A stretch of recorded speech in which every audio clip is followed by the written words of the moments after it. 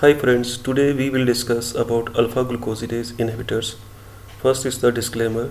This video is made for educational purpose only and there is no endorsement for any brand or company. Alpha glucosidase inhibitors basically they block the enzyme alpha glucosidase. What does this alpha glucosidase enzyme do? It converts complex carbohydrate like polysaccharides and oligosaccharides to monosaccharide. This enzyme is situated in the brushwater of the microvilli in the small intestine, and this enzyme converts complex carbohydrate into simple carbohydrate. So when these drugs alpha glucosidase inhibitors are given with the meal, the these drugs they inhibit the alpha glucosidase enzyme, and the complex carbohydrates they are not converted to simple carbohydrate. They go down from the small intestine to large intestine, so there will be no absorption of the monosaccharides or simple carbohydrates from the small intestine into the blood, and it will ultimately lead to decrease in postprandial blood glucose level. So these drugs basically they act only when we have complex carbohydrate in our diet. If we are not taking complex carbohydrate in the diet and taking only glucose or fats or protein, then these drugs will not act. The main action of these alpha glucosidase inhibitor is on the reduction of the postprandial blood glucose, and they are second or third line drugs for diabetes. Among the alpha glucosidase inhibitors we have Acarbose, Miglitol, Voglibose. Acarbose and Voglibose are frequently used. Miglitol is mostly not used very frequently. The dose of Acarbose is 25 to 100 mg thrice a day, Miglitol 25 to 100 mg thrice a day, and Voglibose dose is 0.2 to 0.3 mg thrice a day, and these drugs are to be taken with the first bite of the meal, as the drug must be present in small bowel with the food for proper effect.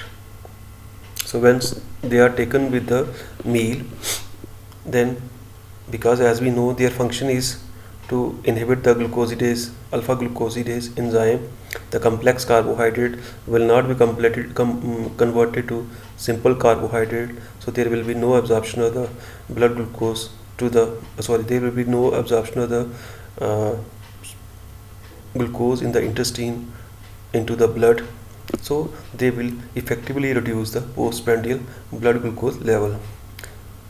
So these drugs are highly effective if our diet contains 40 to 50% or more the complex carbohydrate. In the market we have various combinations of Voglibose or alpha glucosidase inhibitors like metformin plus glimepiride plus Voglibose. These combination should be discouraged. We should not use them in combination because we know that metformin and glimepiride they are given after meal, but Voglibose or other alpha glucosidase inhibitors they are to be given before meal or with the first bite of the meal. If they are given in combination, they will not be able to act effectively. So their use as a combination drug should be discouraged. Side effects of the alpha glucosidase inhibitors are similar to other oral antidiabetics like GI upset, bloating, abdominal discomfort. Patient can present with diarrhea, excess gas production which leads to flatulence, allergic reaction, and in some patients the Acarbose use is associated with hepatitis.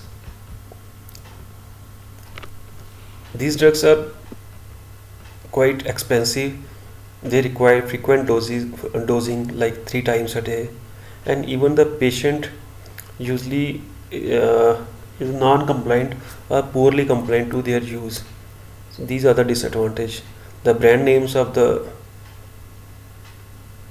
alpha glucosidase inhibitors are Glucobase is the name of Acarbose, Voglibose comes as Vogli or Vogose. Miglitol is not used much. I preferably use Voglibose. We should avoid alpha glucosidase inhibitors in type 1 diabetes mellitus, diabetic ketoacidosis, patient with malabsorption syndrome, and patient with inflammatory bowel disease like ulcerative colitis or Crohn's disease, or any other patients who have evidence of colonic ulcers. And we should not also use these drugs in patients with intestinal obstruction. So before giving these drugs, we should ensure that patient doesn't have any features of malabsorption or inflammatory bowel disease or intestinal obstruction. This was about alpha glucosidase inhibitors. In next video, I will discuss about the use of SGLT2 inhibitors for type 2 diabetes mellitus. Thank you very much.